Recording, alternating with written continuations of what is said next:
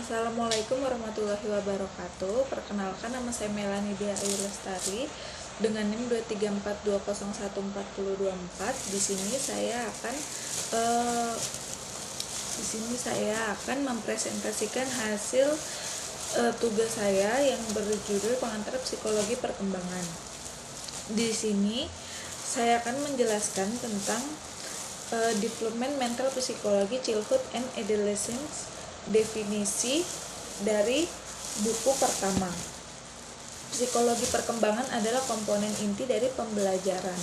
Di sini, di buku ini telah menggunakan bahasa-bahasa yang mudah dipahami oleh ahli teks akademis yang padat dan syarat jargon gelar psikologi. Di Inggris untuk program gelar dengan mempertahankan kedalaman dan ruang lingkup yang diperlukan untuk belajar agar dapat membawa dasar panca sarjana untuk mendapat pengakuan dari Inggris pada subjek yang tepat. Dan psikologi perkembangan dibahas sebagai studi tentang perubahan dan perkembangan individu pada masa kanak-kanak hingga masa remaja. Di dalam buku itu juga terdapat teori perkembangan manusia. Ada beberapa penjelasan mengenai teori perkembangan manusia dari buku Psikologi Perkembangan Masa Kecil dan Remaja. 1. Teori psikoanalitis. Menurut Sigmund Freud, beliau mengemukakan bahwa perkembangan manusia dipengaruhi oleh konflik antara dorongan biologis dan norma sosial. Yang kedua, menurut Erik Erikson, beliau memperjelas teori Freud dengan menambahkan 8 tahap psikososial yang mencakup perkembangan sepanjang hidup dari kepercayaan hingga integritas. Yang kedua, ada teori pembelajaran. Menurut behaviorisme atau Johann B. Watson dan Bev Skinner, beliau menekankan peran lingkungan dalam membentuk perilaku melalui paksaan dan hukuman. Yang ketiga, ada teori kognitif sosial menurut Albert Bandura. Beliau menyoroti pentingnya observasi dan imitasi dalam pembelajaran serta konsep penguatan sosial. Selanjutnya ada teori kognitif. Menurut Jan Piaget, beliau menerangkan teori yang menjelaskan bagaimana anak-anak membangun pemahaman mereka tentang dunia melalui proses aktif. Selanjutnya, menurut Yves Vygotsky, beliau menekankan pentingnya konteks sosial budaya dalam pengembangan kognitif, terutama melalui interaksi sosial dan zona perkembangan proeksimal. Selanjutnya, ada prinsip-prinsip penularan keturunan. Dari materi genetik, gen sebenarnya adalah bentangan asam nukleat densiribonukleat atau DNA, molekul helix ganda yang kompleks yang menyerupai tangga yang terpilih dan menyediakan dasar kimia untuk perkembangan, pertumbuhan zigot dan produksi sel.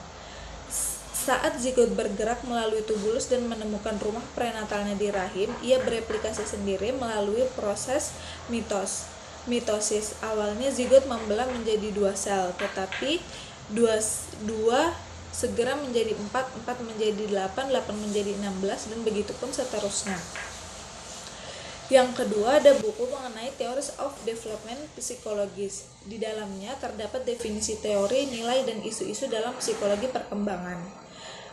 Definisi teori. Teori adalah rangkaian pernyataan yang saling terhubung yang bertujuan untuk menjelaskan fenomena tertentu dan memprediksi perilaku atau hasil. Di teori ini juga berfungsi untuk memahami perubahan perilaku dari psikologi dari masa kanak-kanak hingga dewasa. Yang kedua, ada nilai dari teori perkembangan. Nilai dari teori perkembangan itu ada pengorganisasian informasi, yang kedua untuk panduan untuk penelitian, yang ketiga pemahaman yang lebih dalam. Yang ketiga ada isu-isu dalam psikologi perkembangan. Apa aja sih di dalam isu-isu psikologi perkembangan itu? Di dalam isu-isu utama dalam psikologi perkembangan ada sifat dasar manusia, yang kedua kualitas versus kuantitas, yang ketiga pengaruh alam dan lingkungannya. Di dalam buku itu juga terdapat mekanisme perkembangan, yaitu 1. Organisasi kognitif, yang di dalamnya perkembangan melalui tahap-tahap melibatkan perubahan dalam sifat organisasi kognitif saat struktur pemikiran berubah dari tahap ke tahap.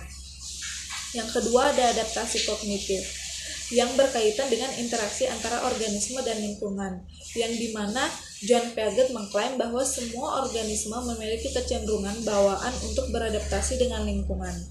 Yang ketiga ada keseimbangan kognitif. Keseimbangan ini dicapai melalui pengembangan struktur terorganisir yang menyediakan cara berinteraksi dengan dunia. Ada juga di dalamnya deskripsi tahapan-tahapannya, yaitu 1. Periode semorimotor atau kira-kira sejak lahir hingga usia 2 tahun. Yang kedua ada periode praoperasional atau sekitar 2 hingga 7 tahun. Yang ketiga ada tahap berpikir konkret atau sekitar 7 hingga 11 tahun. Yang keempat ada periode operasional formal atau sekitar 11 hingga 15 tahun.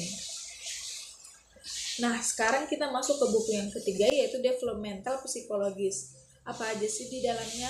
Di dalamnya ada teori perkembangan, yaitu di dalam teori perkembangan itu ada psikoanalitik yang berfokus pada pengaruh pengalaman awal dan tidak sadar. Yang kedua ada biologis, menekankan faktor genetik dan perkembangan fisik. Yang ketiga ada kognitif, mempelajari bagaimana pemikiran dan pemahaman berkembang. Yang keempat sosial, yaitu menggali interaksi sosial dan konteks budaya. Faktor-faktor yang mempengaruhi individu. Faktor yang mempengaruhi individu yaitu faktor genetik atau natur, yang kedua faktor lingkungan atau nutur, yang ketiga faktor sosial dan faktor budaya. Ada juga perdebatan perkembangan psikologi. Yang pertama, menurut J.B. Watson atau tahun 1930. Salah satu perdebatan utama dalam psikologi perkembangan adalah tentang alam versus pengasuhan.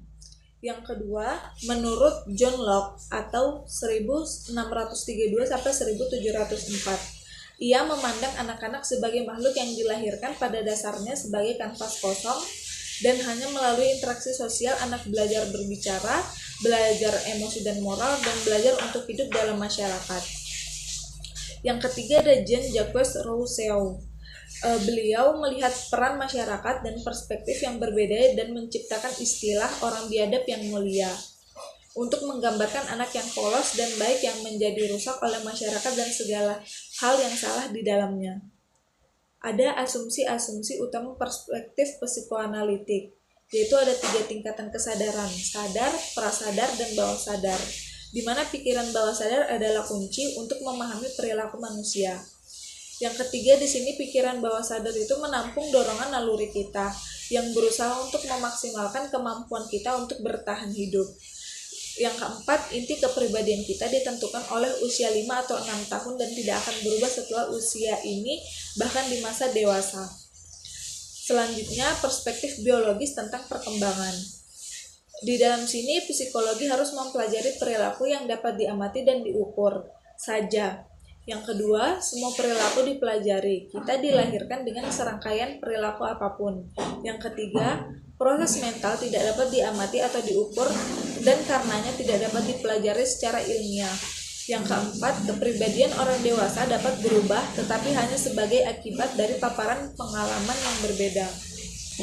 Selanjutnya, perspektif tentang pembangunan. Di dalamnya, perubahan perilaku merupakan hasil interaksi kita dengan dunia sekitar kita. Yang kedua, siapapun dapat dilatih untuk melakukan apapun itu. Yang ketiga, dengan sistem penghargaan yang tepat, suatu perilaku dapat didorong, dan dengan sistem hukuman yang tepat, suatu perilaku dapat dihambat. Yang keempat, fokus kuat pada manipulasi perilaku. Dalam perspektif ini, menempatkannya dalam kategori teori pembelajaran atau behavioris tentang perubahan perkembangan. Di sini juga ada perspektif kognitif atau materi yang terakhir, yaitu perkembangan anak terjadi melalui serangkaian proses mental seperti pemecahan masalah, memori, dan bahasa. Proses-proses ini harus kita pelajari. Dan proses-proses ini menjadi lebih kompleks seiring bertambahnya usia dan pengalaman kita. Mungkin itu saja yang dapat saya sampaikan, lebih dan kurangnya mohon dimaafkan. Wassalamualaikum warahmatullahi wabarakatuh.